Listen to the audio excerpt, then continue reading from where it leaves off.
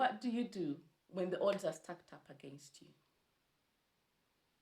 Maybe it's a low-stakes situation and there's nothing much to lose. Maybe you've invested $500 or whatever is small to you in a lousy investment. And the chances of you benefiting from these are really nil. So either way, you put in more money or not, you will lose. It's a lose situation. How about when the stakes are high and there's no fair chance of you winning either way? What do you do? This can be a very trying moment. You probably sit and weigh your options and see, do I do this or should I not do it? And what do you do?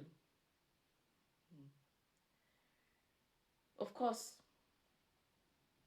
we all go through these moments in life. Hi there, this is Kondere, and I talk about all things stress, anxiety, and life in general from a Christian perspective. Today, I'd like to talk about a lady in the Bible from the book of Esther, chapter 1, verse 9 to 22. Queen Vashti. I'll call this Vashti's moment.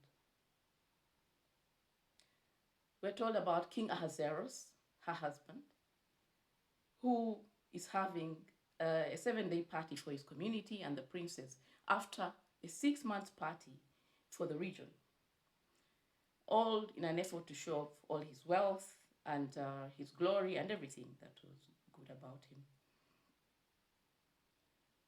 So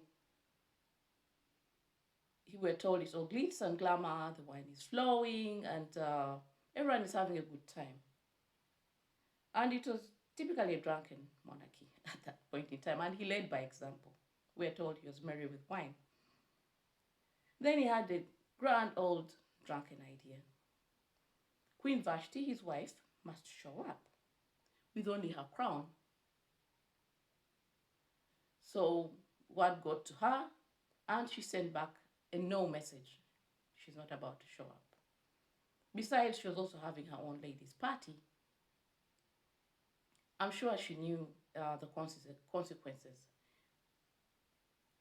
The king was vexed. His ego was really bruised. And he consulted his advisors. They were probably just as merry with wine like him. And since she denied them an opportunity to ogle at her, they decided she should leave out and the crown should be given to somebody better, and never set foot in the palace. Vashti was put in a very difficult position. So we're told. We're not told about her thoughts, but that's all we know. And the text, that really, she's not, the only thing we hear about her is that she said no, nothing else, no, nothing about how she feels. But there are a few theories in the text about her refusal. Probably she was to show up with only her crown, nude, you can imagine.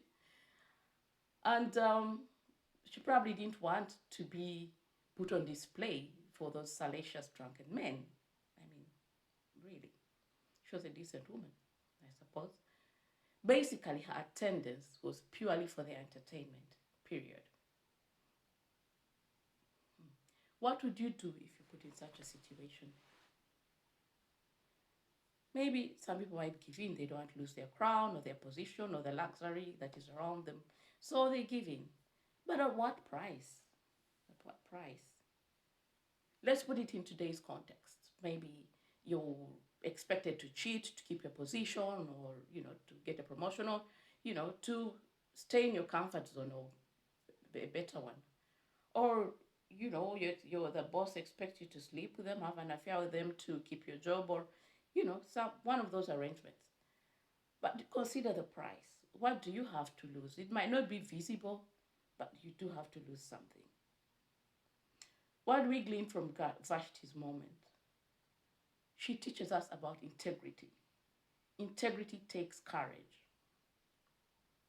Vashti, amidst other women at the party, she stood for herself and by herself. she did not feel powerless against a powerful king. No, she didn't. Even with the exertion of power, she knew she had to stand her ground and she was not going to do what she did not want to do. We learn to never settle, follow the path of morality, because the rewards are greater than these physical things. Never back down on your convictions. Never. And never allow people to make you compromise for fickle gains.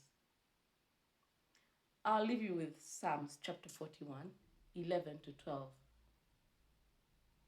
Because of my integrity, you will uphold me and set me in your presence. And that's the word of God from Psalms. Thank you all for watching, and God bless.